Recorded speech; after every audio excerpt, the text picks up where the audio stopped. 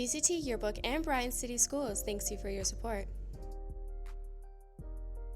Good afternoon, Bryan City Schools. The Bryan Baseball team would like to present a night at the Bryan Theater.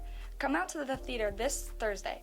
The baseball team will be running the concessions, selling the tickets, and cleaning the theater just for you. There's no school on Friday, so you really have no excuse to why you can't come. Junior high and high school cheer tryout clinics for the 2020-2021 season will begin Monday, February 17th. Tryouts will be Saturday, February 22nd. More information can be picked up in the athletic department for those who are interested. Any 7th or 8th grader wanting to be on the track team this spring, your informational meeting was today with Coach Cummins. If you missed the meeting, stop by to see him to get the information you need. The BHS Winter Blood Drive will be Wednesday, March 4th in the high school gymnasium. If you would like to give blood and have not signed up yet, come see Mrs. Elser or Mrs. Noethen. You must be 16 years old to give blood, and if you are just 16, you must have a form signed by your parents. You must have a new form signed each time you give blood until you turn 17.